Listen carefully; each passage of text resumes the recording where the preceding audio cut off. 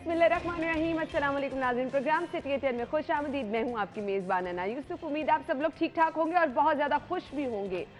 मुझे आयशा कह रही थी कि खुशी का इजहार करना है, हम जीते हैं और वाकई जीते हैं, खुशी तो हो रही है, लेकिन मैक्सिमम खुशी का इजहार आप कैसे कर सकते हैं? मतलब मैं देख रही हूँ लोग नाच रहे हैं, गा रहे हैं, हर कोई जो है ना अपने अंदाज में खुशी को मना रहा है और वाकई ये बहुत बड़ी खुशी है। कल की ओपनिंग जोड़ी ने तो कमाल कर दिखाया और वो जो लंबी तनकीद हम देख रहे थे इतने अरसे से बाबर आजम के खिलाफ लोग कर रहे थे, पीजे मीर साहब ने कल ये कहा था, आमिर भाई ने ये कहा था कि हमें मोराल बुलंद करना है खिलाड़ियों का। और पीजे मीर साहब ने जैसे कि कहा था कि आप उसको बाबर को हल्का मत लें और वाकई कल की परफॉर्मेंस के बाद आपने देखा। हम मैच पे आगे चल के जरूर बात करेंगे, लेकिन मुझे समझ नहीं लग रहा है ये जो आयशा बार बार मुझे कह रही है ना जोशीली ओपनिंग वो मैंने कैसे करनी थी। मतलब मैंने कहा मैक्सिमम मैं खड़ी होकर क्लैपिंग कर सकती हूँ, वेल डन टीम कह सकती हूँ, इससे ज़्यादा मैं कहाँ से जोशीलापन ले हूँ। खैर हम प्रोग्राम का बाकायदा आगाज़ करते हैं, कुछ मैच पे बात करेंगे, लेकिन सबसे पहले पहला सेगमेंट एक दिन एक नेकी।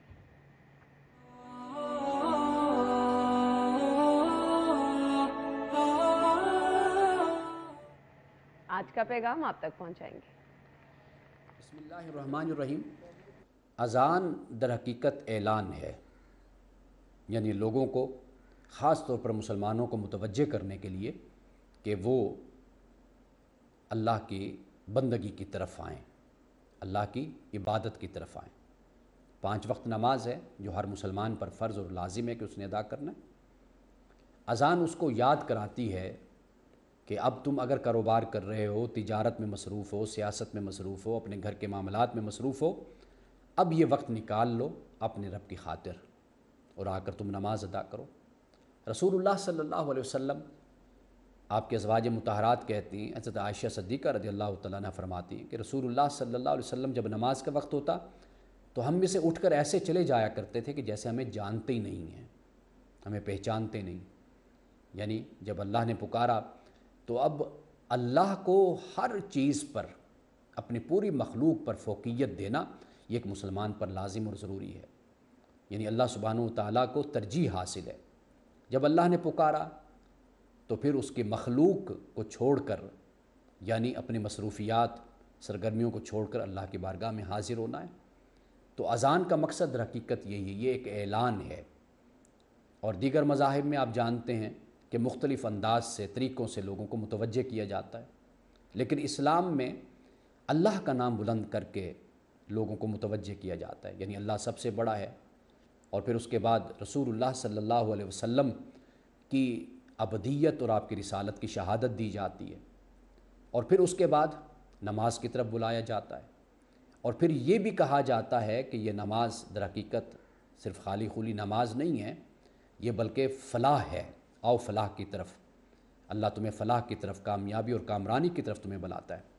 और फिर इस तरह नमाज का इख्तिताम हो जाता है अल्लाह की बड़ाई के साथ। और इसके बाद फिर मुसलमान नमाज की तरफ मुतवज्जे होते हैं। अब इस अज़ान में आप देख लीजिए, अल्लाह का ज़िक्र हो गया, रसूलुल्लाह सल्लल्लाहु अलैहि वसल्लम की रिसालत, आपकी नबूवत और आपकी अबदियत का भी ज़िक्र हो गया। जब ये सब कुछ बयान हो गया तो उसके बाद अल्लाह ताला ने कहा कि अब तुम मेरी तरफ़ आओ। घर में नमाज़ पढ़ते हो, मस्जिद में नमाज़ पढ़ते हो, मस्जिद में नमाज़ पढ़ने का सवाब बहुत ज़्यादा है। यानी 70% आप कह लीजिए, एक हदीस के मुताबिक एक शख्स अकेले नमाज़ पढ़ता है, 70 दफ़ा वो अकेले नमाज़ पढ़े तो बाजमात एक नमाज़ पढ़ने का उतना ज़्यादा सवाब होता है। तो इसलिए कोशिश इस बात की जानी चाहिए कि जब अज़ान होती है तो फिर हम अल्लाह की तरफ मुतवज्जे हों। हमारी नमाज 4 फ़र्ज़, 2 फ़र्ज़, 3 फ़र्ज़, ये ज़्यादा से ज़्यादा 5 से 7 मिनट इस पे लगते हैं। तो हमें सोचना चाहिए, क्या हम अपने खुदा के लिए इतना वक्त नहीं निकाल सकते? ये था जी आज का पैगाम। सो अब आ जाएं जी पाकिस्तानी टीम की शानदार परफॉर्मेंस की तरफ। और अब बड़े मैच का इंतजार है क्योंकि 13 साल बाद वर्ल्ड कप फाइनल में पाकिस्तानी टीम अब पहुंच चुकी है। और फिर कल की ओपनिंग जोड़ी ने जो तारीख रकम कर दी है, जो कारकर्दगी दिखा दी है, वो भी जबरदस्त। खिलाड़ी तो छा गए आज, वो तो छा गए, लेकिन जो हम देखने वाले थे उनकी धड़कनें जो हैं हाँ, कभी तेज़ होती थी, कभी मध्यम होती थी। और फिर जैसे जैसे मैच हमारे हाथ में आता गया वैसे वैसे हम जो है उसको सेलिब्रेट करते रहे। कल यहाँ जश्न का समा था। यहाँ पर मेरा ख्याल है बहुत सारे लोग बाहर से भी, एंकर्स वगैरह भी जो हैं वो भी आ गए, वीडियोस बनती रहीं, शोर मचता रहा। मेरे साथ सिपरा था और सिपरा ने इतनी ज़ोर से पीछे 2 हाथ मारे खुशी में कि अभी तक वो जो है वो शायद सिपरा साहब जो है वो ज़रा उनका हाथ ज़रा भारी है, तो उन्होंने खुशी में, उन्होंने कुछ समझ नहीं आया तो कहना हाजी साहब, मैं कहा, मेरा क्या कसूर? ये था वो जोश और जज्बा, और उसी जोश और जज्बे के साथ टीम खेली। मैंने कहा था कि बड़े मैच गाना का गाया दिल दिल पाकिस्तान। दिल दिल पाकिस्तान तो नहीं गाया, लेकिन ये है कि यहाँ पे शोर हमने खूब मचाया। हाँ, स्टेडियम में देखे और हर पाकिस्तानी झंडे पकड़े। और कल कमेंटेटर तो ये कह रहा था ऐसे लग रहा है जैसे कजाफी स्टेडियम में मैच हो रहा है। हाँ, बिल्कुल। इतना शोर था हर तरफ, पाकिस्तान जिंदाबाद के नहीं, ये तो नारे आ रहे थे। न्यूजीलैंड के कप्तान ने भी कहा कि हमें यूं लगा जैसे पाकिस्तान का होम ग्राउंड है। तो वो क्राउड जो जितना भी था वो फुल था। स्टेडियम तकरीबन 94,000 94,000 की कैपेसिटी का स्टेडियम है। और अभी जो आज सेमीफाइनल है, मैं आपको बताऊँ, उसमें भी पाकिस्तानी की धड़कनें तेज़ होनी है, स्लो होनी है। और मेरी कल जितने पाकिस्तानियों से बशमूल टेस्ट क्रिकेट और क्रिकेटर्स और वनडे क्रिकेटर्स एक डिनर पे हम इकट्ठे थे, वहाँ पर भी यही बात थी कि फ़ाइनल बनता तो इंडिया पाकिस्तान का ही है कि हो जाए, लेकिन दिल डरता भी बहुत है। सही आपने कहा है, वाकई सही कहा है, वाकई डरता है। पाकिस्तान का जब न्यूजीलैंड से मैच होता है तो पाकिस्तान के 80% चांस होते हैं कि जीत जाए। इंग्लैंड की टीम बहुत मजबूत है, उनकी बैटिंग लाइन भी बड़ी ज़बरदस्त है, बॉलिंग लाइन में वुड जो है वो बहुत अच्छी है। तो इंडियन टीम भी बहुत मैं यही बताने लगा, लेकिन इंडिया ने हमेशा डोमिनेट किया ऐसी टीमों को बड़े मैचेस में। तो मुझे ये लगता है कि इंडिया की साहिद साहब, वैसे 92 वाली फीलिंग नहीं आ रही? पाकिस्तान उस वक्त भी किसी की बारिश हो जाए, किसी का मैच ड्रॉ हो जाए, सेमीफाइनल में आया, न्यूजीलैंड को हराया, और उसके बाद फाइनल जो था उसका इंग्लैंड के साथ था। और मज़े की बात है, यही मेलबर्न ग्राउंड था जहाँ भी आज इतवार को फाइनल होना है। आमिर भाई, अब आप चीजें इस तरह से रिलेट ना करें। नहीं, रिलेट मैं कर रहा यही हूँ। न्यूजीलैंड थी ना, ये न्यूजीलैंड मैं तो यहाँ तक रिलेट करता हूँ कि 49 में बाबर आजम वजीर आजम पाकिस्तान होंगे। नहीं, 1 साल 2048 में, 1 साल ज़्यादा बता दिया आपने।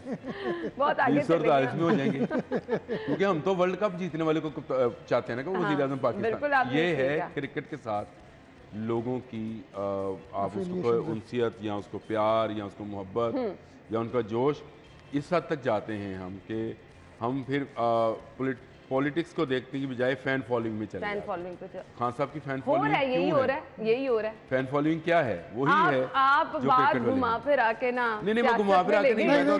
कल के मैच की बात कर लें। कल का मैच जब शुरू हुआ था तो पहला ओवर शहीन की पहली बॉल पे जो चौका लगा था ना, बॉल आई थी अंदर को, तो मुझे तो लगा था कि ये बोल्ड होगा, लेकिन चौका लग गया। उसके बाद अगली 2 बॉलों पे जिस तरह शहीन ने कमबैक किया और उसको आउट किया, वो सबसे डेंजरस बैट्समैन है एलन जो है वो। उसने हर मैच में अगर उसने 5-6 ओवर निकाले हैं तो 40, 45, 50 करने, और रिजवान ने पहली बॉल पे जिस तरह शॉट लगा के मोमेंटम बनाया और बोल्ट जैसे बॉलर को पहली बॉल पे चौका लगाया, उस वक्त रिदम बन गया था पाकिस्तानी टीम का। दूसरे ओवर में बेशक बाबर जो था वो थोड़ा डाउन रहा, लेकिन तीसरे ओवर में अगर कैच ड्रॉप ना होता तो मैच डिफरेंट होता। ये आपने बिल्कुल ठीक बात की है, वाकई बाबर का शुरू में ही जो कैच ड्रॉप हुआ उससे बैट्समैन को ज़रा हौसला मिलता है कि उसको दूसरी बारी मिल गई। ये दूसरी बारी थी, विकेट कीपर के हाथ से निकल जाना बॉल, ये दूसरी बारी थी, और इसी दूसरी बारी ने उसके कॉन्फिडेंस में इजाफा किया। लेकिन आमिर भाई बहुत ज़्यादा कवर भी करते रहे हैं, आमिर भाई का तजर्बा भी बड़ा ज़्यादा है। जो बड़े प्लेयर्स हैं वो हमेशा बड़े मैच में कम बैक करते हैं। हाँ, ये तो मैं कल भी कह के गया था कि बड़ा प्लेयर। चलिए जी, हमने मैच को लेके आगे बात भी करनी। वो जो आमिर भाई ने कहा आज के मैच को लेके भी दिलों की धड़कनें जो हैं वो तेज़ हैं, तो देखें जी क्या होता है। जो भी हो, बस ग्रीन शर्ट्स के लिए बहुत अच्छा होना चाहिए, वो हम आगे जाके ज़रूर डिस्कस करेंगे। टॉप स्टोरीज की तरफ बढ़ते हैं। हमारी आज की खबरें क्या है, लीड स्टोरी हमारी है जी जो हम सबसे पहले डिस्कस करेंगे। ईमान वज़ीर आला में शाह खर्चियाँ, नए दफ्तर मेहमान खाने की तामीर के लिए 40 करोड़ रुपए।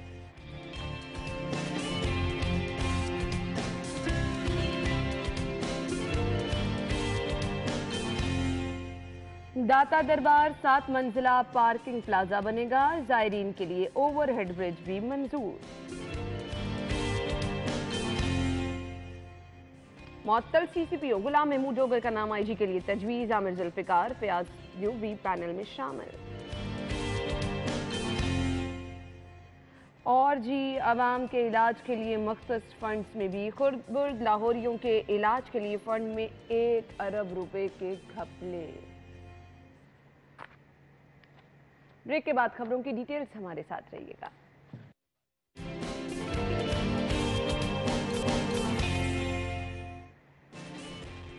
Welcome back. और जी खबर हमारे पास है, नए दफ्तर मेहमान खाने की तामीर के लिए 40 करोड़ रुपए। मैं कहती हूँ कोई बात ही नहीं रह जाती, 40 करोड़ 50 करोड़, लेकिन सिर्फ और सिर्फ अपने लिए, उन कामों के लिए जो आप करना चाह रहे हैं। इसे वाकई कहा जाता है शाखर्चियाँ, जो कि हम शायद अब किस्मत से ही कभी कर सके, लेकिन करने वाले खूब कर रहे हैं। आमिर भाई चौधरी हैं और चौधरियों को ये टैका शैका बनाने की ज़रा शौक होता है, डेरेदारी होती है उनकी, और वो कहते हैं वो इसी को वो शायद अपनी पर्सनल लेकिन वो चौधरी सीएम भी है मेरे ख्याल से। वो सीएम जो है वो अपनी पर्सनल जागीर समझ रहे हैं इसको। अच्छा, अगर ये 40 करोड़ रुपया, मुझे आप बताएं, आप जहाँ रहती सब्जाजार में उसकी रोड बनी? बिल्कुल नहीं। कितने, यानी अब तो 2 साल होने लगे हैं उसको। जो बनी वो टूट गई। नहीं जी, बनी टूट जाए साई साहब, वो तो आप फिरोजपुर रोड पे जाएं, कल मैं गुजरा जगह जगह पैच वर्क ही नहीं। वो जो पैच वर्क है वो भी इंतहाई घटिया पैच वर्क है। सरकारी पैच वर्क करते ही ऐसे हैं कि 2-3 दफा वहां से ट्रैफिक गुजरती है और वो भी बैठ जाता है। वो पैच वर्क करते इस तरह है कि वो फेंक दी थोड़ी सी, वो जो हाँ, ऐसे ही है। और ऊपर उसको तारकोल और बजरी मिला के फेंकी और बस उसके बाद उसको ऐसे बिल्कुल वो अनइवन हो जाती है सड़क वैसे। अच्छा, वो जो रोड है वो इसी तरह से ऐसे लगता है खड्डे हैं सारे। मैं तो कल गुजरा हूँ फिरोजपुर रोड से, मैं इस तरफ से नहीं जाता हूँ, मेरा रास्ता इस तरफ से है। लेकिन मुझे बताएं, वो 40 करोड़ रुपया जो वो अपने मेहमान खाना भी नहीं है वैसे, माफ़ कीजिएगा, ये कुछ लग्जरी कमरे बन रहे हैं कुछ ऑफिसर्स के लिए, जिनकी वीडियोस, ओहो सॉरी, वीडियो बाद में आ जाएंगी, मतलब वो आती रहती हैं, बनती रहती हैं इस तरह की चीज़ें। अच्छा, वो कमरे बन रहे हैं यहाँ पे, और उसमें कुछ ऑफिसेज बनेंगे, और उसमें कभी कभार कोई मेहमान भी ठहराया जाएगा। लेकिन वहाँ पे ये खबर पड़े पूरी, बड़ी मजे की खबर है। रहेंगे ज्यादा मेहमान, कभी रिहायशियों का बंदोबस्त किया जाएगा, यानी उनके बहुत करीबी मेहमान हुआ करेंगे। हाँ, मैंने आपको बताया कि वो ऑफिसर जो मरकज में भी इनके लिए काम कर रहे हैं, वो जब आएंगे तो उनको कहीं ना कहीं तो ठहराना है ना। तो ये जो अगर खुद बनाए होंगे अच्छा, मैं अपने नाज़रीन को अगर आपकी इजाजत हो तो बता दूं, मेहमानों के इतनी नवाजिशात हैं कि जी 4.6 कनाल अराजी पर दफ्तर की नई इमारत तामीर होगी, और महकमा मुआवसलात ने नक्शे की काबीना से मंजूरी दी थी जी। इतना बड़ा मेहमान खाना चाहिए। एक बात ये है कि जितने भी मंसूबे अपने जाती इंटरेस्ट के हैं ना, उनकी फौरी कबीना मंजूरी दे देता है। बिल्कुल। जो पब्लिक के इंटरेस्ट के हैं उनके तो कई माह वहाँ पे उसकी मंजूरी नहीं है, पहले वहाँ पड़ी। मेहमानों पे इतनी मेहरबानी हो रही है। ये मेहमानों पे नहीं हो रही ना, ये मैंने आपसे ये टारगेट ऑडियंस है। ये हाँ, टारगेट मैं ऑडियंस आपसे पूछना चाह रही हूँ, ये खास मेहमान, मैं कह रही हूँ जो आप ढके छुपे, ये खास मेहमान होंगे, दीवाने खास पर इस्तेमाल करना दीवाने खास होगा। ये वो चीज़ होगी, ये उस तरह का मेहमान खाना नहीं है। सीएम के पास को ठहरने के लिए नहीं आता। मैं आपको एक बात बताता हूँ आमिर भाई, कता कलामी की माजरत, आईजी पंजाब के या पुलिस के अफसरान के लिए ना कुर्बान लाइन में एक क्लब बना हुआ है, तो मैंने 1 साल बाद चेक किया, सिर्फ 3 लोग वहाँ आके ठहरे थे। कितने लोग? 3 लोग, और उसका बड़ा मामूली सा रेंट था। अब कुछ बेहतरी हुई है, लोग आना शुरू हुए हैं। बड़े अफसरान आके कहाँ ठहरते हैं वहाँ पे? उनके लिए तो यहाँ पे बड़े बड़े क्लाइंट्स मौजूद हैं, कोई पीसी में कमरा करवा देगा, कोई किसी होटल में करवा देगा, कोई किसी जिम खाने में करवा देगा, किसी जगह पे। बिल्कुल। ये तो गरीबों के लिए बनाए ना, जो मुल्तान से किसी क्लर्क ने आना है, किसी छोटे मुलाजम ने आना है, उनके लिए कोई रहायशगाह बनाए। जो भाई कैसे बना दे, अपना घर स्कीम के खबर थी, बंद कर दिया इन्होंने। कहाँ लोगों को 3-3 मरले के घर मिलेंगे? सही है। वो स्कीम खत्म कर दी। ये अपना तो साजिशों के लिए बना रहे थे। किसकी स्कीम थी? वो अपना घर स्कीम, इमरान खान साहब की स्कीम। तो इमरान खान की कोई स्कीम तोड़ चढ़ी है समेत उनकी गवर्नमेंट की। अभी लॉन्ग मार्च भी मुझे लगता है मुकम्मल नहीं हो। नहीं, वो लॉन्ग मार्च तो बड़ा लंबा हो गया साई साहब, वो तो अब मेरा ख्याल है वो 24-25 को कह रहे हैं पहुंचेगा। अभी तो वो चलता ही रहेगा आमिर भाई, वो कुछ टाइम का इंतजार कर आराम से कमरे में बैठकर। आमिर भाई मैंने उस दिन भी कहा था, अब ये डिजिटल लॉन्ग मार्च है। लेकिन ना मैं इमरान खान साहब की हिम्मत को सलाम पेश करती हूँ, इतनी बड़ी पट्टी हुई है। वो जो इतनी बड़ी पट्टी है ना, वो बटनों, वो मुझे बताया है एक बंदे ने कि वो बटनों वाली है। अच्छा। वो जो पट्टी हुई ना उनके टांग के ऊपर, वो प्लास्टर जो है वो उसके बटन लगे हैं, वो आराम से खुल जाता है। और फिर उसको जब कोई मेहमान आने वाला हो तो लगा भी लिया जाता है। उसके बाद वो अपनी वॉक शॉक करते हैं आजकल। लेकिन जब शुरू में, क्योंकि उनके डॉक्टर ने बताया कि उनको फ्रैक्चर नहीं है, तो प्लास्टर फ्रैक्चर पे लगता है, गोली लगने पे प्लास्टर नहीं लगता है। लगता। वो तो बैंडेज जख्म खराब हो उसको जाएगा, बैंडेज आपको भी लगी पता है। छोटी तो उसको बैंडेज किया जाता नहीं, है और शुरू और उसको में डेली की बुनियाद पर चेंज किया जाता है। है ना, ऐसे ही जब फायर लगे थे तो वीडियो आई थी, उसमें बाकायदा तौर पे देखा जा सकता है कि यहाँ पे एक मामूली सा जख्म था। कोई आम गरीब आदमी होता तो मेरा ख्याल है अब तक वो काम पे चला गया होता। आज से इमरान खान साहब जर्नलिस्ट होता तो अगले दिन ही काम पे आना पड़ा। इमरान खान साहब का भी आज से काम शुरू हो रहा है। बजाय इस बात के कि वीडियो लिंक खिताब करें, वहाँ पे जाएं, पब्लिक को पुरजोश करें, वो उनके जाने से लोग ज़्यादा आएंगे। ये छोटी की आदत तो अपनी अपनी छोटी ऐसे छोटी ही है। पीटीआई लेके बैठी ये है। पिंडी भी नहीं जाएंगे। चले आपको मैं अच्छा जी, मुझे ब्रेक की खबर तरफ दे- जाना है, लेकिन सिर्फ और सिर्फ एक कमेंट आपका चाहिए, एक साई साहब का चाहिए। कितना ज़रूरी है, सीएम साहब का अब एक दफ़ा सुना इतना पैसा लग रहा है, अब मेहमानों के लिए इतना पैसा लगाया जा रहा है, फिर खाबों के लिए कभी अली हमें खबरें देते रहते हैं, अंदर की बातें बताते रहते हैं कि खानों के लिए कितने पैसे हैं, दफातर के लिए कितने पैसे हैं, अवाम के लिए भी कुछ है या नहीं है? आमिर भाई को आपने नजरे कहा करम कि कितना वज़ीर ज़रूरी आला है। पंजाब की, ये सीएम ही ज़रूरी नहीं है पंजाब के लिए, लाहौर के लिए ये सीएम ज़रूरी नहीं है। और बड़ी बात कह दी आप। इनका बरखुरदार जो है वो कल किसी पीर शीर के मिलने भी जनूबी पंजाब में गए थे हेलीकॉप्टर पर बैठ अच्छा। के, और 1 घंटा 1.5 घंटा एक कमरे के अंदर उन्होंने अपने मुर्शद के साथ गुजारा है। वहाँ से पता नहीं क्या हिदायत लेके आए हैं। तो इनके बरखुरदार जो हैं वो भी इसी चक्कर में हैं और ये भी इसी चक्कर में हैं। ड्यूअल गेम नहीं चलती ज़्यादा देर। मैं आपको सच्ची सही बात कह रहे हैं बताऊं। आप, यार सही आमिर कह भाई रहे हैं। एक बात अभी है, अभी जो गवर्नर है उसके बाहर मुजाहरे हो रहे हैं, असल में तो वज़ीर आला उसके बाहर होने चाहिए थे। होनी चाहिए। अगर नहीं करती है एफआईआर तो किसका कसूर था?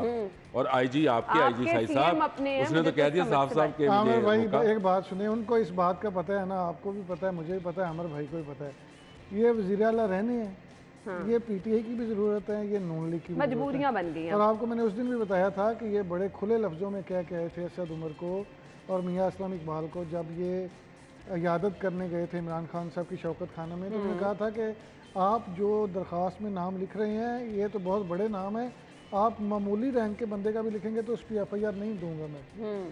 तो ये बड़े वाज़ेह लफ्ज़ों में पहले दिन ही बता दिया था। तो सब तो खुल्लम इसलिए खुल्ला चल चौई रहा है। साहब जो है, आमिर भाई कह रहे हैं वज़ीर आला नहीं रहना चाहिए, ये चाहे नून लीग हो वो तो चाहे अपने PTI, दिल की बातें कर ये रहे वज़ीर आला हैं। है। नहीं, और- नून लीग में भी ये दे। तो दिल की वज़ीर आला बातें है। कर रहे हैं और नून दिल तो लीग ने बच्चा होता हटा है, दिया कुछ था भी इस कह दिन। सकते हैं। आमिर भाई मुझे ब्रेक का इशा कह रही हैं, ब्रेक लेंगे, ब्रेक के बाद वापस आते हैं, हमारे साथ रहिएगा।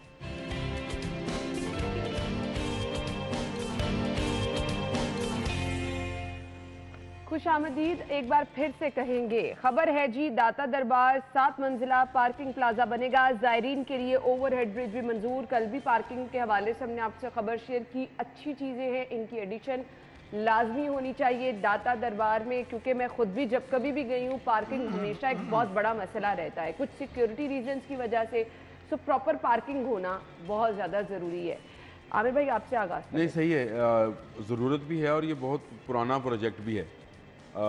जब ये कम्प्लेक्स बना था दरबार आमिर भाई कम्प्लेक्स, कुछ उन्होंने दे ही दिया तो अब मान नहीं नहीं मैं तो मान आपने रहा हूँ, पुराना मैं तो प्रोजेक्ट कह रहा हूँ कि कर मैंने सबसे पहले कहा बड़ी अच्छी चीज़ है और ये बड़ा पुराना प्रोजेक्ट था, इस पर कभी किसी गवर्नमेंट ने काम यानी नहीं किया। आपने बता दिया ये बनना नहीं। नहीं नहीं, दाता दरबार कम्प्लेक्स नहीं, जब ये बना था पुराना प्रोजेक्ट ये ना उस कहें, वक्त पुराना था, मसला कह लें। उस वक्त भी था कि यहाँ पे पार्किंग प्लाजा की ज़रूरत है, क्योंकि जब उर्स के दिनों में ज़ायरीन आते हैं और आम दिनों में जुमेरात, आज जुमेरात आती है, हाँ ये बहुत रश होगा। आज बहुत रश होएगा, उनके लिए गाड़ी पार्क करना आपने ठीक कहा। मैंने भी कभी जाना हो तो हमें लगता है कि यार गाड़ी कहाँ पार्क करेंगे। अच्छा, मैंने तो अब रश ऐसा टाइम होगा। चूज कर लिया है, मैं रात 1-2 बजे जाती हूँ, तब थोड़ा सा ये होता है आपको पार्किंग रात में होती है लेकिन जुमेरात अब जैसे आ गई आज है।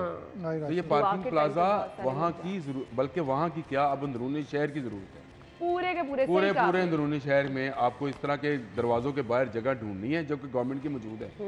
अगर कब्जे हैं तो उस कब्जे ख़त्म करवा लें और वहाँ पे पार्किंग प्लाजेस बनाएं, वो उसमें लोगों की गाड़ियाँ, जो दुकानदार हैं, ताजर हैं, पूरी की पूरी अब अंदरून शहर जो है वो तो कमर्शियल होता चला जा रहा है।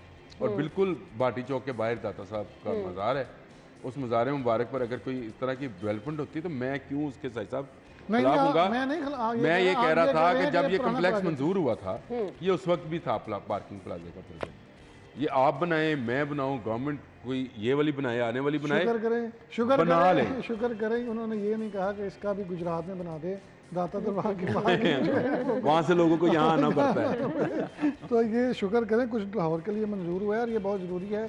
जितना यहाँ पे रश होता है, 24 घंटे यहाँ पे ट्रैफिक जो है, जिस तरह आपको वहाँ पे पार्किंग नहीं मिलती, लोग साइडों पे गाड़ियाँ खड़ी करते हैं, ट्रैफिक जैम हो जाती है, फिर दरबार पे आने जाने वालों के लिए, ज़ायरीन के लिए बड़ा मसला होता साई है। साहब, कुछ सिक्योरिटी रीजन तो आप तो बहुत अच्छी तरह से जानते हैं कि वहाँ पर सिक्योरिटी रीजन भी है ना, एक दो ऐसे नाखुशगवार वाकयात भी यही बात करने लगा था कि एक ये जितने भी लोग यहाँ पे आते हैं अब उनकी सिक्योरिटी भी बहुत ज़रूरी होती है और उनकी चेकिंग भी मुमकिन नहीं होती।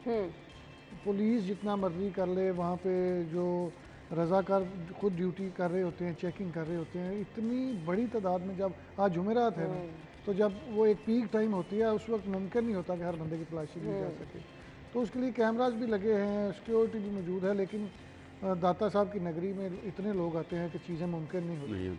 तो ये तो अल्लाह की तरफ से कुछ चीज़ें चल रही होती हैं।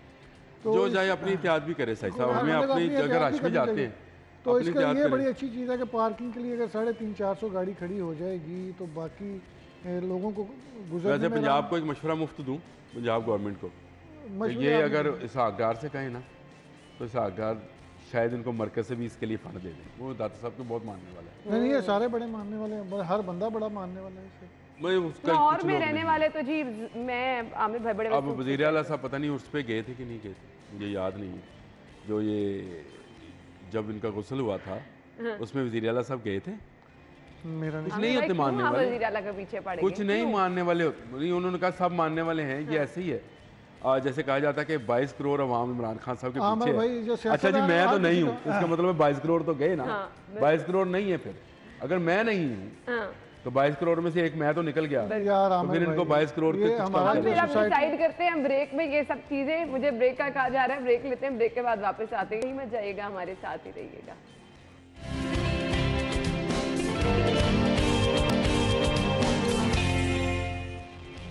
Welcome back. और ये सियासी उतार चढ़ाव, सियासी मैं कहूँगी एक दौड़, इसके साथ साथ हमें कुछ इदारे भी इतने मुतासिर होते नज़र आ रहे हैं। कोई कहता काम नहीं करना, कोई मुअत्तल हो चुका उसको आप आगे लेकर आ रहे हैं, पता नहीं क्या चल रहा है।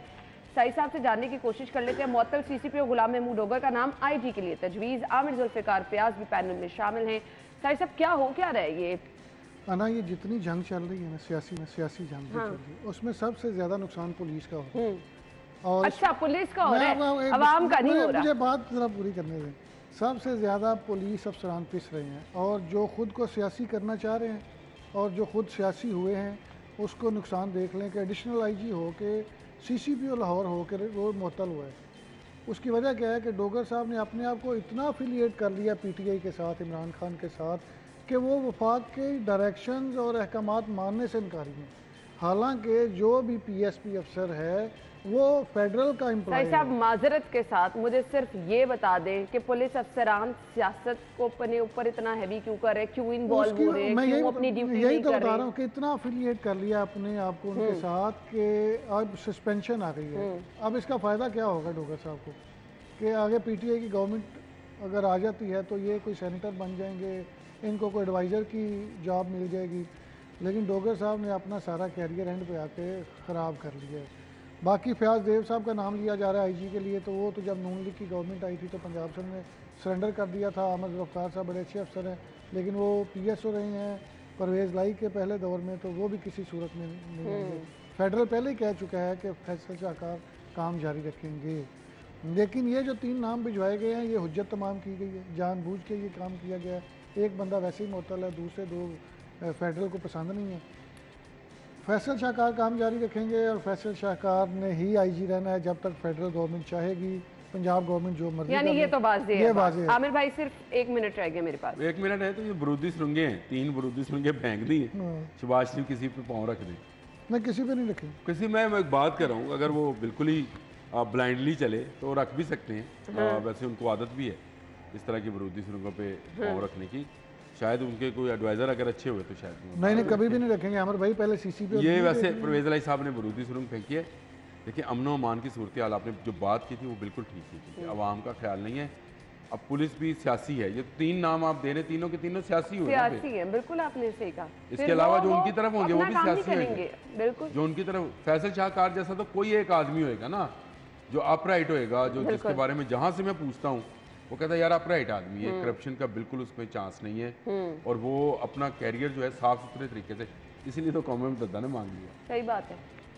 ये बताएं कि वो अगर रहेंगे तो मेरा ख्याल है वो कुछ बेहतर कर सकते वो हैं। डोगर साहब को बड़ा खींचते थे मीटिंग्स में ना।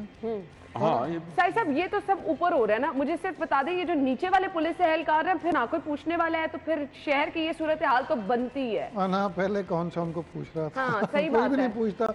सिचुएशन जो है वो अभी इसी ਉਹ ਪੰਜਾਬੀ ਚ ਸਾਈ ਸਾਹਿਬ ਕਹਿੰਦੇ ਨੇ ਚੋਰ ਚੱਕਾ ਚੌਧਰੀ ਤੇ गुंडी रान प्रधान। तो शहर में आपने अब जिस तरह की चौधरी साहब हुकूमत कर रहे हैं उसमें फिर गुंडी रान नहीं प्रधान होंगी। और आज तो कुछ दाल में काला है, घूम फिर के बाद चौधरी साहब नहीं, ये तो मैंने कहावत सुनाई, आप चौधरी साहब खत्म हो रही है, शो भी खत्म हो रहा है जी हमारा ये न्यूज वाला पार्ट। बहुत बहुत शुक्रिया आप लोग के वक्त के लिए। नाज़रीन, हमने एक ब्रेक लेनी है, ब्रेक के बाद हेडलाइंस, फिर आते हैं शो में।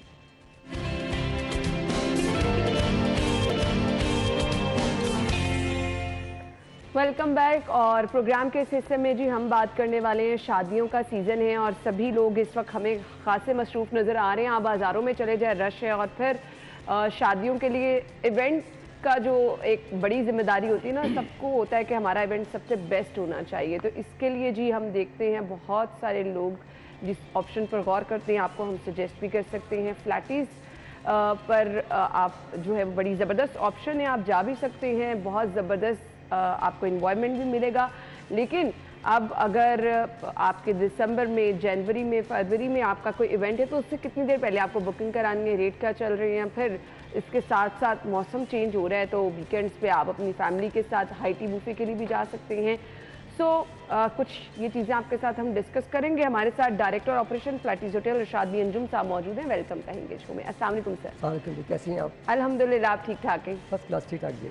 सर, शादियों का सीज़न है तो मैं चाहूँगी वो लोग जो कि कुछ अपने इवेंट के लिए बुकिंग कराना चाह रहे हैं तो उनको आप गाइड कर दें, क्या आजकल रेट चल रही हैं और फ्लैटीज होटल में क्या क्या ऑप्शंस मौजूद हैं लोगों जहाँ के लिए? तक बुकिंग का तल्लक है, mostly November, December, January, February sold out. Okay. Like 2023 December we are sold out already. यानी 4-5 महीने पहले लोगों ने बुकिंग करा ली करा दी हुई है। Even 2023 December we are sold out. लोग काफ़ी पहले प्लानिंग करते हैं शादियों की। अगर आप आज कहें जी मुझे नवंबर में डेट चाहिए, Possible ही December, you won't get it. Everywhere is totally sold out. And by the grace of almighty Allah we got 3-4 large banquet hall, छोटे बैंक्वेट हॉल भी हैं और माशाल्लाह एवरीथिंग सोल्ड आउट। लंच भी सोल्ड आउट, डिनर भी sold यानी out है। 3-4 halls हैं फ्लैटीज के। अच्छा, मुझे ये भी बता दीजिएगा मैक्सिमम मिनिमम कितने लोगों की गुंजाइश है इन हॉल्स में, और साथ साथ आपने ये तो बता दिया कि कम से कम 4-5 महीने पहले जो है आपको बुकिंग करानी है। सो कितने लोगों की अगर आपका इवेंट है 200, 300, 400 तो आपके लिए ऑप्शन फ्लैटीज भी हमारा ये है कि हमारे 3 बड़े बैंक्वेट हॉल है। हर बैंक्वेट हॉल में 400 बंदे इजीली समा सकते हैं। ठीक है। तो अगर टोटल खोल दिया जाए तो तकरीबन 1200 से 1500 लोग एक फंक्शन ले सकते हैं। उसके अलावा हमारे 2 छोटे बैंक्वेट हॉल हैं जिसमें 125 की बुकिंग आती है। फिर हमने स्पेशल एक पैकेज फेंका हुआ है, लंच पैकेज। तो लंच की लोग बड़ी कम बुकिंग कराते हैं, उसमें हर रेंटल भी चार्ज नहीं करते, रेट भी कम है।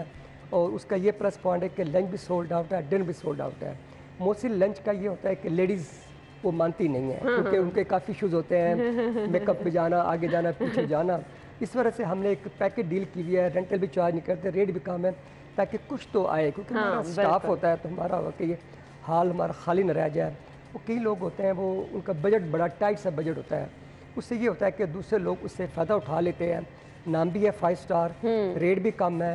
तो मेरी हमेशा ख्वाहिश यही रही है कि हर आदमी 4 to 5 स्टार की जो फैसिलिटी उसको अवेल करे, गरीब आदमी भी, बड़ा भी आदमी। और लंच का जो मैं जब रेट बताता हूँ उनको तो हैरान हो जाते हैं, यार ये तो आम रेट है। लेकिन बच्चे भी खुश हो जाए कि हमारी 5 स्टार होटल में फंक्शन हो गया और दे आर वेरी हैप्पी। और हमारे जो छोटे हॉल भी हैं, उसके बाद हमारा रेस्टोरेंट है। हमारा की ऑफ सक्सेस यही है कि रेट्स आर वेरी रीजनेबल। अभी चिकन मटन के रेट बढ़े हैं तो I feel sorry for other कुछ होटल्स हैं उन्हें 3-3 हज़ार रुपये रेट बढ़ा दिया पर पर्सन। कुछ होटल हैं they are charging 1 dish mutton की 5,500 की। It's too much. इतनी भी मटन की चिकन की प्राइस नहीं बढ़ी, आप इतने रेट बढ़ा दें। 15-20% बढ़ी है, उसी लिहाज से अपने रेट बढ़ाए, ना कि आप अपना 50-60% रेट बढ़ा दें। बिल्कुल ऐसे। हाँ जी। तो मैं पीसी लाहौर में भी रहा हूँ काफ़ी साल, यहाँ भी आया हूँ। मेरी हमेशा ख्वाहिश हुई है कि हर आदमी 4 to 5 स्टार फैसिलिटी को एंजॉय करे, खार भी इंजॉय करे, व्यू भी देखे, इन्वायरमेंट भी देखे। अच्छा, आजकल लोग इवेंट की मैनेजमेंट को लेकर बड़ा वो कॉन्शियस हैं कि हमारा अगर थीम्स लोग लेके चल रहे हैं ना कि अगर बारात का इवेंट है तो ये थीम होना चाहिए, उसके अकॉर्डिंग डिकोर होनी चाहिए, तो हर फैसिलिटी अवेलेबल है। हाँ, हर चीज़ अवेलेबल। बात ये हो रही है कि हमारा बिल कम होता है, इवेंट मैनेजमेंट का बिल ज़्यादा होता है। हमारा बिल अगर 400 आदमी का है, उनका बिल 5-6 लाख बनेगा। जो डेकोरेशन वाला बिल है उनका 10 लाख बनेगा। बिल्कुल, वहाँ लोग they love to spend the money. बिल्कुल। और अपना मैं देख रहा हूँ कि हमारा बिल की रेशो क्या है, उनकी बिल की रेशो क्या है। वो जो फूल वगैरह लगाती हैं, फूल से लगा लोगों के वापस भी वो ले जाती हैं। बिल्कुल। And they are winner, we are loser. बिल्कुल। एनीवे एक स्टाइल बन गया हुआ है, खूबसूरत से खूबसूरत तरीन। अच्छा जी, बेस्ट सर्विसेज के साथ साथ लोगों का जो मेन कंसर्न होता है ना, वो खाने की क्वालिटी होता है। सो खाने की क्वालिटी और ऑप्शन खानों में क्या क्या रिकमेंड करते हैं आप, मुझे ये भी बता दीजिएगा। क्वालिटी पर तो कोई कॉम्प्रोमाइज? क्वालिटी पे कोई कॉम्प्रोमाइज नहीं। मैं तो मोस्टली रिकमेंड ये करता हूँ, चिकन मैं रिकमेंड करता हूँ। एक उसकी प्राइस भी रिजनेबल है और पीपल लव टू अफोर्ड, लेकिन मटन इज़ वेरी एक्सपेंसिव। तो मैं लोगों को कम ही रिकमेंड करता हूँ कि young generation they don't eat mutton, they love chicken. तो उसका रेट भी बहुत ज़्यादा है मटन का। इनका दोनों का 1000 रुपये का रेट का भी फ़र्क है। एंड एक सिर्फ में अलाउ है, 1 सैलड अलाउ है, 1 डेजर्ट अलाउ है और सूप भी अलाउ है। लेकिन लोगों की काफ़ी रिक्वायरमेंट होती है कि हम 1-2-3 डिशें और ऐड करें, लेकिन कोई भी 4 to 5 स्टार होटल कोई भी ऐसा इलीगल काम नहीं करेगा जिससे कल को एम्बेरसमेंट हो। बिल्कुल ऐसे ही। इसलिए लोग बरकी रोड चल जाते हैं, बेदिया रोड चल जाते हैं, उनके उसके लिए तो फिर ऑप्शंस आपके पास मौजूद होती हैं, वो अपनी मर्जी से कोई अवेल कर लेता है। इसके साथ साथ मैंने जैसे कि खाने की क्वालिटी पे बात कर ली, कुकिंग का तरीका, आजकल लोगों को हाइजीन बड़ा मेन कंसर्न है। हमने देखा फूड अथॉरिटी भी खासी मुतहरिक रहती है, किचन जाके चेक करती है। मुझे बताइएगा, खाने की क्वालिटी तो हमने बात कर ली, सफाई का किस तरह से ख्याल रखा जाता है? एज फार एज सफाई कंसर्न एंड क्वालिटी कंसर्न, हमारे एग्जेक्टिव शेफ हैं, he is very professional, foreign qualified हैं, he always keep his eyes open. फिर हमारे रिजा साहब हैं, क्वालिटी कंट्रोलर है, एक एक चीज़ पे उनकी नज़र होती है। जो मीट आता है रिसीव किया जा रहा है, सही आ रहा है या नहीं आ रहा, क्वालिटी ठीक है या नहीं, चिकन की, मटन की। जब हमारी कुकिंग हो रही होती है, हमारा शेफ सर पे खड़ा होता है, जब हमारे सलाद बन रहे होते हैं, सूप बन रहे होते हैं, सलाद बन रहे होते हैं, हम देखते हैं कि अगर कोल्ड किचन है या नहीं है, वहाँ सलाद बन रहा है, डेजर्ट कोल्ड किचन है या नहीं, उनको ठंडा वरा करना होता है। तो हाइजीन के बारे में तो मैं तो फूड अथॉरिटी को भी इस फ्लूट पेश करूँगा, वो भी हर 2-3 माह के बाद आते रहते हैं, हम छापे मारते हैं कि एवरीवन ये बड़ा पॉजिटिव जेस्चर आप दे रहे हैं कि आप खुद सैल्यूट पेश कर रहे हैं कि वो आते रहते हैं, चेक करते रहते हैं। हमारे eyes open, they should come, otherwise तो लोग वो ना आए तो लोग सब इजी लेना शुरू कर दें। बिल्कुल ऐसे ही है। दे कम इन आवर होटल, चेक करते हैं चीज़ एक्सपायरी डेट तो नहीं है, केचप देखते हैं, चाय देखते हैं, कोक देखते हैं, हर चीज़ देखते हैं कोई एक्सपायरी डेट की चीज़ तो नहीं पड़ी हुई, कोई कॉकरोच नज़र तो नहीं आ रहा। सही, हर चीज़ चेक करते हैं। जो हमारे सामान पड़ता है कोल्ड किचन वाला में, ऊपर बकायदा डेट लिख दो, एक्सपायरी डेट चेक करते हैं कि आया, बहुत अच्छी कब पैक किया, कब तक ये एक्सपायरी डेट। अच्छा, वो तो अपनी ड्यूटी करते ही करते हैं, आप उनको मोर देन वेलकम कह रहे हैं कि आएं और चेक करें, ये बहुत अच्छी चीज़ है। अच्छा जी, मुझे हाईटी और बुफे की बता दीजिएगा, रेट्स क्या क्या चल रहे हैं, कुछ वेदर के अकॉर्डिंग, क्योंकि अब मौसम चेंज हो रहा है, तो आपका हाईटी और बुफे का मेन्यू भी चेंज होता है कि सेम रहता है? हम हाईटी का मेन्यू रोजाना हम चेंज करते हैं। अच्छा जी। तो कई लोग रिपीटेडली आते हैं, हफ्ते में 2-3 दफ़ा आते हैं, क्योंकि हमारे rates are very reasonable, 1299 plus tax, कोई रेट नहीं है। तो हमारा ऑलवेज सोल्ड आउट होते हैं। तो हम कहते हैं ये वो ना समझिए है, कल के खाना पड़ा हुआ है, तो रोज़ाना मेन्यू चेंज करते हैं। ऐसे हमारा लंच है, उसका मेन्यू भी चेंज होता है, उसका भी रेट वेरी रिजनेबल है, 1749। डिनर का भी रेट बड़ा रिजनेबल, हमारे रेट्स आर वेरी रिजनेबल। कोई 5 स्टार होटल है तो हम कह रहे हैं हर आदमी एंजॉय करे आके हमारे फैसिलिटीज़ को। और माशाल्लाह we are sold out, breakfast क्या है, लंच क्या है, हाई टी क्या, डिनर ऑलवेज सोल्ड आउट। अच्छा जी, अब इसके साथ साथ हाई टी या बूफे के लिए, क्योंकि हम अगर कभी डिसाइड करें तो कहते हैं सिटिंग बहुत अच्छी होनी चाहिए, इन्वायरमेंट बहुत अच्छा होना चाहिए, खाने की क्वालिटी तो अगर अच्छी है ही है, सिटिंग का वो जो है ना सारा बड़ा अच्छा होना चाहिए। तो मुझे ये भी बता दीजिए, हमारा जो टेबल सेटअप होता है इज़ ब्यूटीफुल। हर टेबल के ऊपर कैंडल लाइट होगी, फ्लावर श्लावर होंगे, टेबल क्लॉथ होगा, प्लेस मैट पड़े होंगे, ताकि लोग, और फर्नीचर भी हम हर साल 1.5 साल बाद चेंज करते रहते हैं। रेस्टोरेंट की डिकोर चेंज करते रहते हैं, तो हर साल के बाद उसका डिफरेंट लुक नजर आए, डिफरेंट लुक। ऐसे बैंकुट के भी हम चेंज करते रहते हैं, ऐसे हमारे रेस्टोरेंट को चेंज करते रहते हैं। लॉबी शुड लुक लाइक दुल्हन ऑल द टाइम। तो लॉबी को भी ऐसा हम उसको फ्लावर वगैरह चेंज कर दिए, सोफे वगैरह चेंज कर दिए।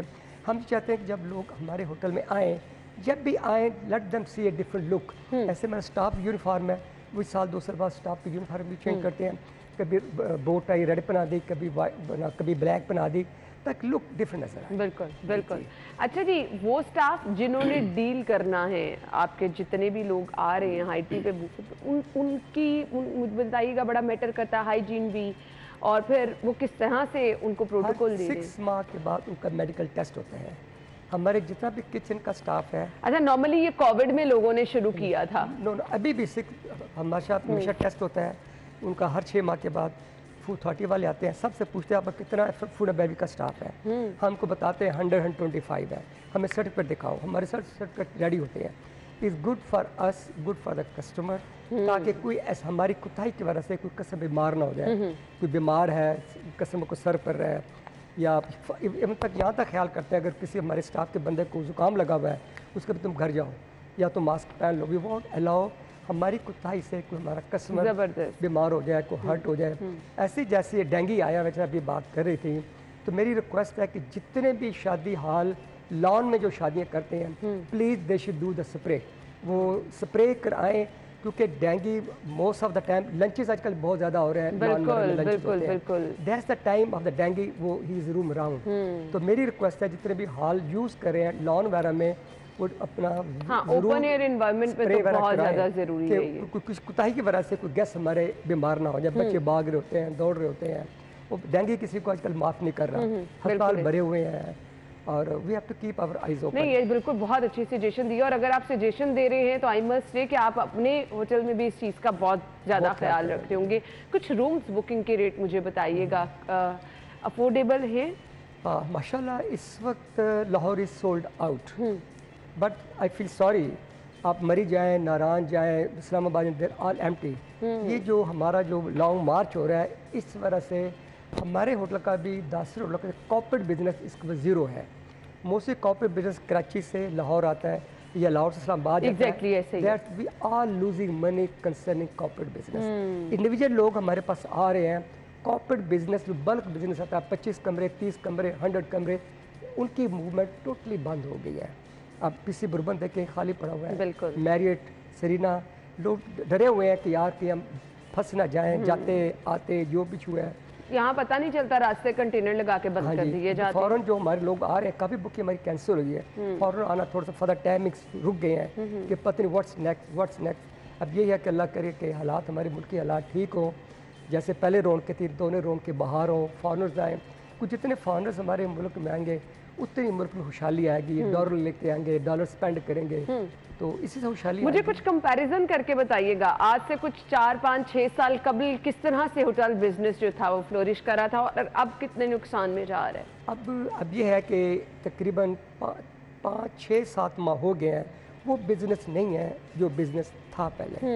क्योंकि जैसे सबसे ज़्यादा जो ऑक्यूपेंसी हर्ट होती है वो मुल्की हालात पे हर्ट होती है। बिल्कुल। शादी तो होनी होनी है, मुल्की हालात जैसे मर्जी हो जाए। लेकिन इरशाद बिन साहब, हर सेगमेंट में हम देखें बिजनेसमैन तंग है महंगाई से, आम आदमी, तो यहाँ पर भी महंगाई असर अंदाज है बहुत ज़्यादा। क्योंकि जो लोग बुकिंग कराने के लिए जाते हैं ना, वो चाहते हैं मिनिमम रेट मिल जाए, वो ये नहीं समझते कि इनके एंड से भी कोई। हम उनको ये कहते हैं please take a chicken, why you take a mutton, take a chicken. अगर आपको टाइट बजट है तो टेक ए चिकन। तो we play around with the menu, we work with their budget. और कॉर्पोरेट बिजनेस बिल्कुल ख़त्म हो गया, ऑलमोस्ट बिल्कुल नहीं आ रहा। और अल्लाह करे कि मुल्क के हालात ठीक हो, फिर वही मूवमेंट स्टार्ट हो जाए जो पहले मूवमेंट थी। लोग आ रहे हैं, जा रहे हैं, नौरान कगान जा रहे हैं, लाहौर आए, लाहौर वाले कराची जा रहे हैं। हम तो खुद चाहते हैं सरदार जी बड़े सिख वगैरह बड़े आए हुए हैं इस वक्त अपना लाहौर में। Lahore is full of Sikhs आए हुए हैं, ननकाना साहब वगैरह, वो भी अर्ली डिपार्चर कर रहे हैं, इसलिए वो भी डरे हुए हैं कि यार you never know anything can be. हाँ बिल्कुल, हालात ही ऐसे चल रहे हैं कि हर दूसरा बंदा परेशान है। कुछ फ्यूचर प्लान्स अपने बताइएगा, क्या करना चाहिए? फ्यूचर प्लान ये कि बाय द ग्रेस अल्लाह हमारा होटल आ रहा है, अपना मालंजब्बा में भी आ रहा है, एक नारान में आ रहा है, एक अयूबियम होटल आ रहा है, मुल्तान में हमारे 2 होटल हो जाएंगे, और लाहौर में हमारे माशाल्लाह 3 होटल हो जाएंगे। तो almost we going to have 14 to 15 hotel. मेरी ड्रीम थी कि 1 साल के अंदर हमारे 10 होटल हो जाए, लेकिन by the grace almighty Allah we got 15 hotels now माशाल्लाह। और हमारे बैंक्वेट हॉल भी हैं, एक कंट्री क्लब में, गर्जन में एक हमारा कंट्री क्लब है, एक डिवाइन गार्डन में हमारा बैंक्वेट हॉल है, एक बहुत बड़ा बैरिया में बैंक्वेट हॉल है हमारा। तो we are spreading out slowly. और ये एतमाद ही होता है ना कि जो आप अपने कस्टमर्स का बहाल करते हैं और फिर आप अपने बिजनेस को आगे आगे लेके चलते हैं। मैसेज क्या देना चाहेंगे? मैसेज मेरा ये है कि एक यंग जनरेशन को वो ये है कि होटल इंडस्ट्री ज्वाइन करें, बड़ा नीट एंड क्लीन जॉब है, वेल पेड जॉब है। और दूसरा मैसेज ये है कि अगर आप कोई भी गोल अचीव करना चाहते हैं तो please take your parents. Thank you. ये बहुत बड़ा मैसेज है और बहुत अच्छा मैसेज है। थैंक यू सो मच, बहुत Thank बहुत you, शुक्रिया। thank you। नाज़रीन, ब्रेक के बाद आपको ज्वाइन करेंगे, हमारे साथ ही रहिएगा।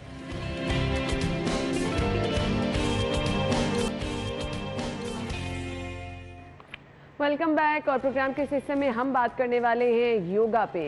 आपको बताएंगे, बहुत सारे लोग कहते हैं कि सिर्फ जी मिथ्स हैं, होता कुछ नहीं है, लेकिन एक्चुअली योगा क्या है, इसके फ़वाइद क्या हैं, कौन कौन सी चीज़ें आप रूटीन में अगर योगा की प्रैक्टिस करें तो आपके लिए बेस्ट हो सकती हैं। इसके लिए कोई एज मैटर करती है कि आप स्पेसिफिक ये एज है आप योगा कर सकते हैं, और फिर बहुत ज़्यादा स्ट्रेस में इसका क्या फ़ायदा होता है। मुझे अक्सर ये ऐसा फील होता है कि घर जाएं, आपको थकावट हो रही है, शोल्डर में दर्द हो रही है, आप रिलैक्स फील नहीं कर रहे।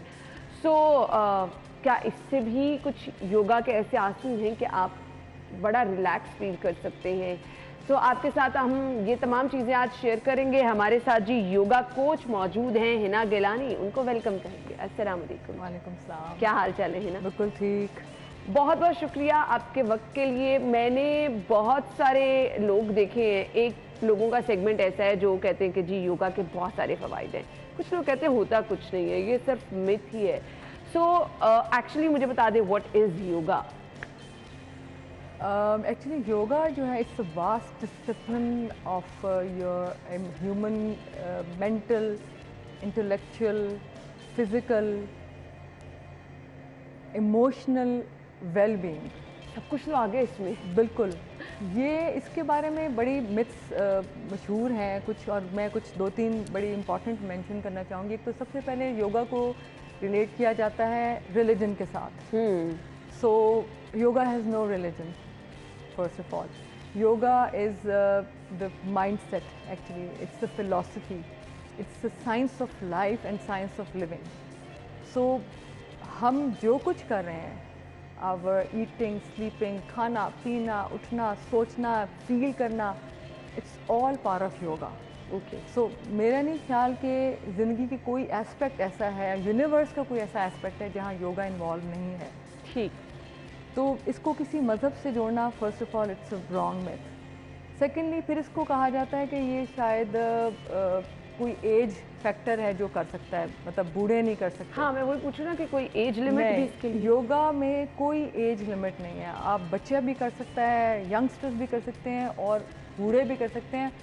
इवन बूढ़े जो 100 ईयर क्रॉस कर गए हैं या 90s में, वो भी सब कर सकते हैं। इसमें कोई एज नहीं, age is just a number in yoga. आप मुझे बता दें बेनिफिट क्या है इसके बेनिफिट्स अगर आप देखा जाए तो मैं आपको सबसे पहले इंपॉर्टेंट इसके बेनिफिट्स को अंडरस्टैंड करने के लिए आपको नेचर के बहुत करीब होना पड़ेगा।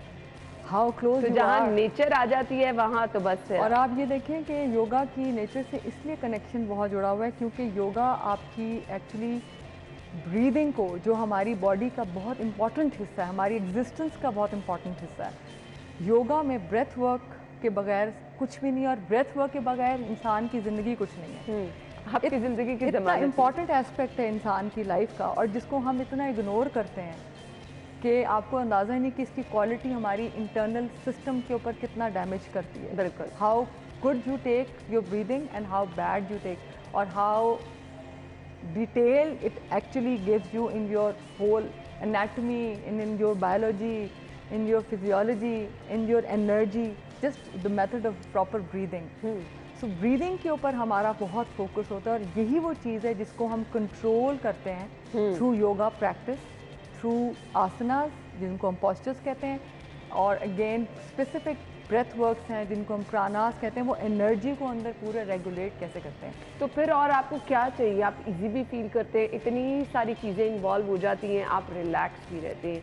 तो सबसे पहले मुझे ये बता दीजिएगा, योगा की कोई टाइमिंग भी है या आप किसी भी टाइम पे कर सकते हैं? एक्चुअली अगर आप देखा जाए तो योगा को एट्रीब्यूट किया जाता है सन के राइज से, और sun is a very powerful source of energy, vitamin D for the universe, for human being, for all the existence, जो अल्लाह की जितनी क्रिएशंस हैं। तो आइडियली तो सबसे अच्छा टाइम जो योगा के लिए हम चूज़ करते हैं अपनी प्रैक्टिस के लिए, that is the morning time, sunrise time. So उसके बहुत सारे ऐसे स्पेसिफिक आसन्स हैं और ऐसी रूटीन्स हैं, ऐसे फ्लोज हैं जो सिर्फ सनराइज़ के साथ करें तो आपकी पूरी बॉडी की विटामिन डी, एनर्जी लेवल और पूरी एनाटमी चेंज हो जाती है. And these are not bookish thing I'm telling you, these are my personal experience as well as the philosophy of yoga which says about that. Other than that, अब obviously हर बंदा अगर नहीं morning में तो इसका कोई टाइम नहीं है क्योंकि सांस लेने का कोई टाइम है. अगर आप सांस लेना छोड़ देंगे तो ज़िंदगी ख़त्म हो जाएगी. अच्छा जी, अब मुझे कुछ ऐसी चीज़ें शेयर कर दें कि जिससे आप बड़ा रिलैक्स, क्योंकि आजकल आपको हर कोई देखिए अफरा तफरी में नज़र आ रहा है, परेशान नज़र आ रहा है, डिप्रेशन में नज़र आ रहा है. कुछ ऐसी टिप्स शेयर कर दें योगा की जो हम रूटीन में कभी भी कहीं कुछ प्रेशर पॉइंट्स ऐसे कि अगर आप बड़ा वो गुस्से में फील कर रहे हैं तो कुछ रिलैक्स हो जाए. बिल्कुल. एक्चुअली यही बात मैं आपको बताऊं कि ये जो पेंडेमिक ईयर्स गुजरे हैं हमारे सबकी ज़िंदगियों में, इसमें जितना एम्फसाइज इस बात पर हुआ है कि एक्चुअली सुकून क्या है और खुशी किस चीज़ में थी, वो सारी दुनिया ने देखी कि वो सिर्फ हेल्थ में थी. और पता चला कि वाकई आपकी और हेल्थ को हमने कितना टेकन फॉर ग्रांटेड लिया हुआ है ओवर द इयर्स. इस मॉडर्न लाइफस्टाइल के अंदर इसका किसी को आइडिया नहीं हुआ सवाए जब तक ये पेंडेमिक ईयर्स नहीं आए. सो ब्रीदिंग टेक्निक्स योगा की बड़ी बेसिक हैं और कोर है योगा का. और उस कोर के अंदर हम ब्रेथ वर्क्स को सबसे ज़्यादा इम्पॉर्टेंट करते हैं प्रैक्टिस के अंदर. इवन योगा की प्रैक्टिस और खाली ये जो आप कह रही हैं स्ट्रेस, एंग्जाइटी, डिप्रेशन, एंगर, इनको मैनेजमेंट के लिए आपकी ब्रेथ वर्क, क्योंकि ये आपका लिंक है ब्रीदिंग माइंड एंड बॉडी का. आपका माइंड जैसे बिहेव करेगा आपकी ब्रीदिंग उससे डायरेक्ट लिंक्ड है. तो ब्रीदिंग आपके माइंड की एक्टिविटी को चेंज करती है. गुस्से में आपका क्या होता है ब्रेथलेस, आप जोर जोर से सांस लेते हैं. उदास हैं तो सांस आपका सटल हो जाता है. शॉक में खौफ ज़्यादा होते हैं तो हम अमूमन या पेन में हम सांस लेना ही भूल जाते हैं. आप नोट करें तो ये इट एक्चुअली रिफ्लेक्ट्स कि ब्रीदिंग आपके माइंड को कितना कंट्रोल करती है और आपके एक्शंस को फिर. So it actually make a channel breath work between mind and body और यही योगा है. यही योगा है. तो मुझे कुछ आज टिप्स भी आप दे दें. बिल्कुल आपको बताऊंगी कि योगा की सबसे इम्पोर्टेंट और जो मैं इस प्रोग्राम के ज़रिए लोगों को बताऊंगी, ब्रीदिंग एक वेरी कॉमन ब्रेथ वर्क है जिसे हम कहते हैं ऑल्टरनेट नॉस्ट्रल ब्रीदिंग.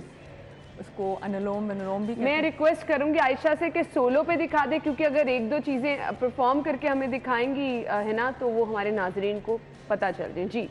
सो मैं सिर्फ ये बताऊंगी कि इसको आप 3 to 4 minutes a day practice करें तो आप लाइफ चेंज किस तरह आपकी होती है. इसमें हम अपना सबसे पहले राइट नॉस्ट्रल इसको स्टार्ट करें. राइट नॉस्ट्रल आप अपना बंद करते हैं और आप इनहेल करेंगे अपने लेफ्ट नॉस्ट्रल से into your belly, long inhale. उसके बाद हम अपना लेफ्ट नॉस्ट्रल क्लोज करते हैं और राइट को ओपन करेंगे और एक्सहेल करेंगे राइट से कंप्लीट. फिर हम लेफ्ट को कंट्रोल करेंगे इसी तरह बंद करके और राइट से इनहेल करेंगे और फिर राइट को कंट्रोल करेंगे, बंद करेंगे और लेफ्ट से एक्सहेल करेंगे. ये एक वन साइकिल है.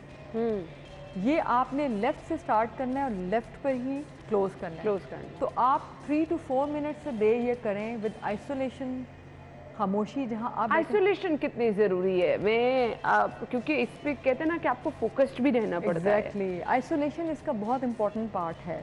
और जो प्रैक्टिस कर लेते हैं योगा और योगी होते हैं वो तो जितनी मर्जी ही क्राउड हो या जो मर्जी से वो उनको आइसोलेशन करने की प्रैक्टिस होती है. वो 100 लोगों में भी अपने आप को आइसोलेट कर लेते हैं through their focus. And this practice which I just mentioned is one of the key to go into that subtle state which is the internal state of peace and harmony.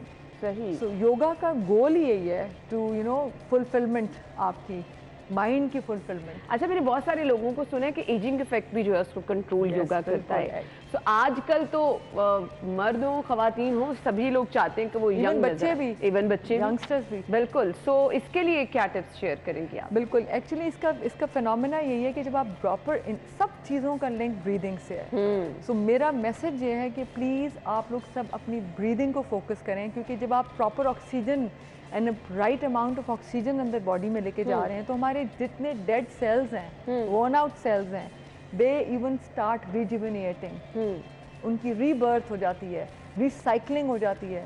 सो आपकी body के कोई भी sales जो हैं वो dead नहीं होते. Even cancer तक के डेड सेल्स को आप थ्रू योगा, हमारा क्लिनिकल योगा एक सेक्शन है उसमें आप उस तक को भी डील करते हैं और अपने सेल्स की रिजुवेनेशन होती है।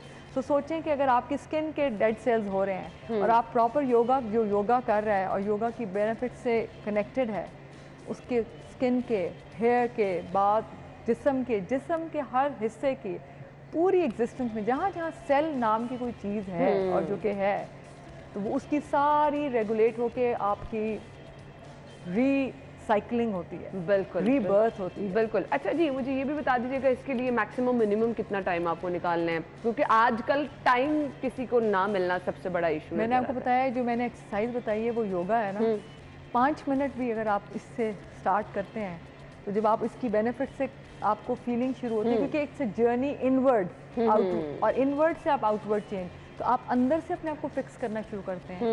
एंड जब आप अंदर से फिक्स करते हैं तो आपका माइंड फिक्स होता है, माइंड फिक्स होता है तो आपकी बॉडी फिक्स होती है। So everything is correlated. बिल्कुल। सो आप 5 मिनट्स से भी स्टार्ट करें तो आई थिंक, बट लेकिन मैक्सिमम आप इसको स्टार्ट करें 30 मिनट्स की प्रैक्टिस। और जब आप फील करना शुरू करते हैं कि आप वाकई इससे रिलैक्स हो रहे हैं, तो वो फिर रूटीन भी आपकी बनती चली जाती है। फिर आप इसके अंदर ही हाँ बिल्कुल, फिर आप कहते हैं जी मुझे इससे बहुत ज़्यादा सुकून भी मिल रहा है, मैं रिलैक्स भी, तो आप खुद ब खुद टाइम उसकी तरफ देना शुरू कर देते। थैंक यू सो मच है ना, आपके वक्त का बहुत बहुत शुक्रिया। नाज़रीन, आपने ज़रूर ये चीज़ें प्रैक्टिस करनी, हमें फीडबैक देना है कि आपके लिए कैसा ये रहा। Thank you so much once again.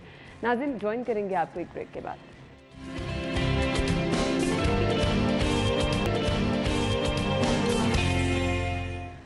Welcome back. और अब सेगमेंट शामिल करेंगे आज के भाव। अच्छा जी, मौसमी सब्जियां रेट हम हमेशा देखते हैं मौसमी सब्जियों के बहुत मुनासिब होते हैं, लेकिन अब वो तो टाइम चला गया है जी। अब मौसमी सब्जी हो, बेमौसमी सब्जी हो, आपको रेट सब्जियों के जो हैं वो अच्छे खासे ज़्यादा मिल रहे हैं। हम आपको बताते हैं ओपन मार्केट के रेट, ताकि आपको आज ये डिसाइड करने में आसानी हो जाए कि अगर आपने शलजम बनाने हैं तो उनका रेट क्या है मार्केट में, अगर आपने बैंगन खरीदने हैं क्या रेट है।